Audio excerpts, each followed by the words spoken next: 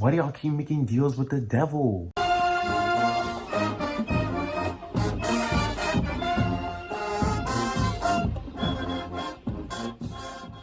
Hey y'all, it's Deuce and welcome back to the channel. Today on the after show, which is where after the show we talk about it, we're talking about episode 8 of season 1 of Lovecraft Country, Jigga Bobo. And let me first address the elephant in the room. I'm so sorry that I did not record, after shows for episode 6 and 7. School and work were not letting the stars align like they did for those other reviews. But I'm good now. But what's not good is my hair. I'm trying to take a better care of my hair, so that's why you got this bonnet on here. And with this orange and purple, it's giving much Alcorn State. I know. But yeah, there's a lot to tell with this episode. First of all, it's called Jigga Bobo, as in Jigaboo and Bobo, the nickname for Emmett Till. That's how you know there's gonna be a lot going on. So let's talk about it. Like the bonnet on my head, it is silk, it's reversible, and it does what it needs to do. It is made from my friend Deja King with her business Divine Beauty Lex. Y'all should check it out. Link will be in the description. Scenes of interest. First thing was almost the opening scene. Like I said, Bobo is a nickname for Emmett Till.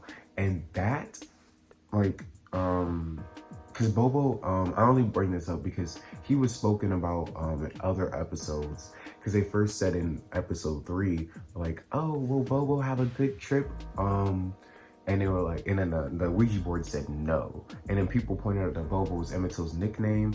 And then they were talking about like Bobo in other episodes. I don't remember specifically, but like they were dropping this throughout the season. But then like there's a whole big thing about it. And that was a lot, okay? Because this Bobo isn't even an allusion to Emmett Till. He is Emmett Till. So yeah, that's a lot. That's a lot, okay? And then the next scene of interest was like Christina and Ruby. They're definitely not straight. Christina, I mean, sure, she turns into William to make love to Ruby, or what was her name? Davenport, Hillary Davenport. But I think they both like each other, who they are, regardless of if they change. Ruby said, I had to change to a white woman because I didn't want to be a black woman being and having sex with a white man on this day, on Emmett Till's death. And I was sitting here like, if you really didn't like white people that much, you just would refrain from having sex. Like, that's besides the point. And then Christina was telling me some other stuff. This isn't about, I don't think you care either. But that's his point. You really like the magic and all this other stuff. She was, I don't want to say she's spelling tea because I don't know how true it is in those statements, but she was interesting. All I just gotta say is I don't really like it because, but it looks like Ruby, she's letting the idea of magic consume her. We'll talk about that later, but I don't really like it. And you guys keep talking to the devil. Y'all keep making deals with the devil. Please stop it. Speaking of devils though, shout out to the Lancaster confrontation that Dee did. Okay, Dee went up to the police officer. She said, where's my mom? Okay, why are everything's following me? And she spat on him. She was swearing, cussing up a storm. I was like, yes, ma'am. You have all right to be angry. Okay, a lot has been happening to you. A lot. Let's not pretend that they manhandled you and disrespected you and all that type of stuff. But then it was eerily ended with, don't even bother with her, because basically you're saying the curse that he put on her will get her before they do. That is terrifying.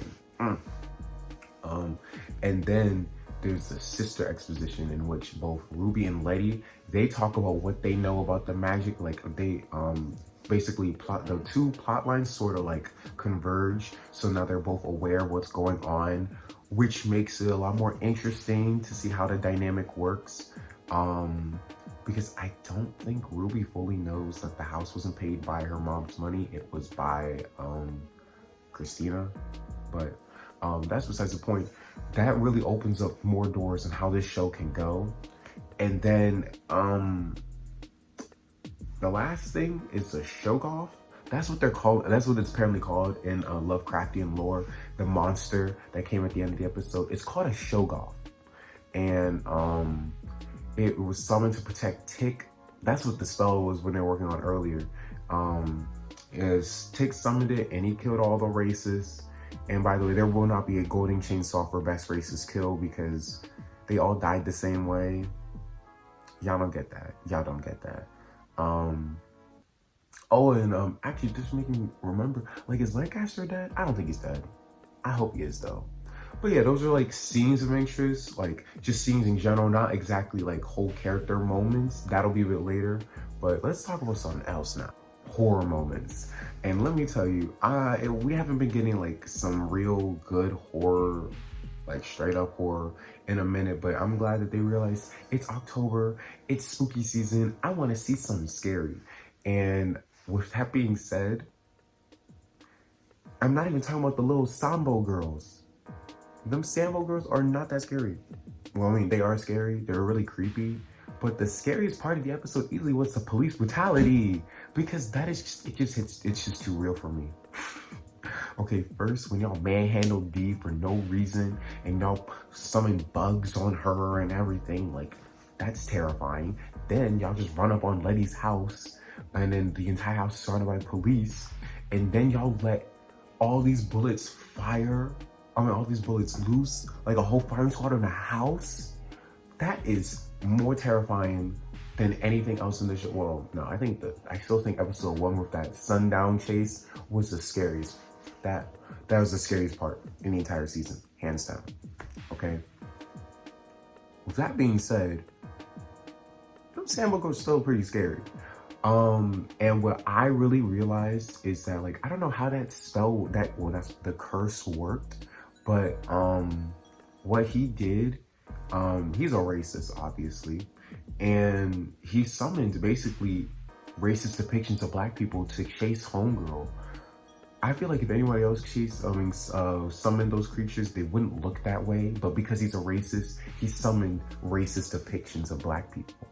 Like, those were really, like, but shout out to the whoever thought that through. Shout out to the choreographers to the girls too, because they were really getting it. You know, someone described it as like a spooky minstrel jig. Yeah. But yeah, those are the top horror moments of this episode, in my opinion.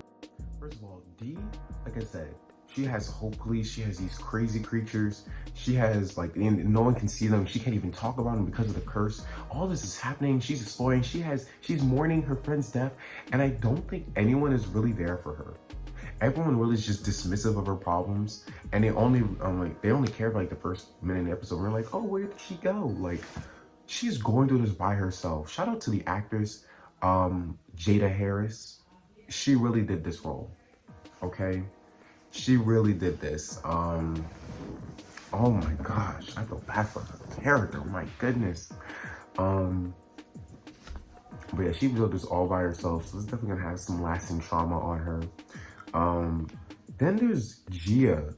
So Gia comes in like in the beginning of the episode because she wants to talk to Atticus, and I don't like, y'all are just so disrespectful. Y'all treat her like a mistress that wanted to become a main piece, not a main piece, the main chick, but she's neither. She was an ex-lover that wants to warn him of his death. And he's like, well, you have no new information and you're still kind of creepy, so please get out. I have a new woman and that's my love. Like, that was so disrespectful. And then, back to what I said earlier, y'all keep making deals with the devil. Okay, Tick is out here talking to Christina, trying to make spells, and he gave her the key to the orrery. But I'm pretty sure the thing is broken, so good on you. She doesn't know that it's broken. However, you know it's not broken? Them pages that Leti has. She gave it to Homegirl. She could definitely use those. But she gave her the Mark of Cain, which helps her have invulnerability, which is why she was incapable of getting shot dead at the end of the episode, which is amazing. I love bulletproof black people. I love the idea of it. But yeah, you need to stop making deals with the devil.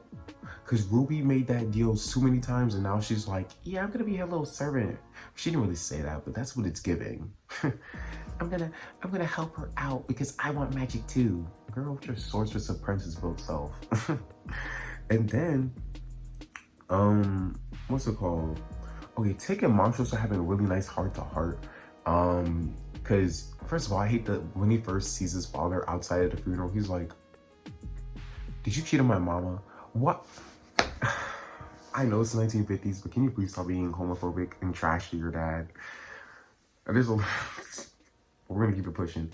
But yeah, he talks about like he had to really hide himself because he didn't want to put in no asylum. He didn't want to be killed because it's really dangerous to be gay at that time. Like you can really be punishable by dad for beating all that type of stuff. So yeah, he had to keep it on the down low, and that resulted in him being like he said he really did love his wife, like that was real love. So it wasn't even like a facade or anything. So Montrose is on a bisexual, maybe pansexual spectrum, but we're not even gonna get into that because what we are gonna get into is, first of all, why they're having this nice heart to heart. There's a power outage and no one talks about it. What is that about? What is that about? And then after that, they practice with each other doing trying to work a spell, but it looks like it doesn't work, but it does because Tick is able to like have control over the Shoggoth.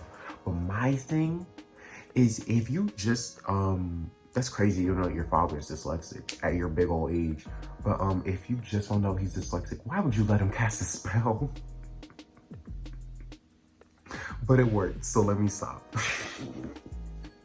Because I'm like, that's why it didn't work. But yeah, there was a lot going on with all these characters, and like I thought this was the last episode. No, this is the third to last episode. There's 10 episodes this season, so I really can't wait to see how this all goes. Is first of all, where's Hippolyta? Like it looked like we picked up where we left off last episode, because the police were interrogating Diane because, you know, her comic book was the last scene. I mean, was left at that observatory place in Kansas where the orrery opening thingy was. But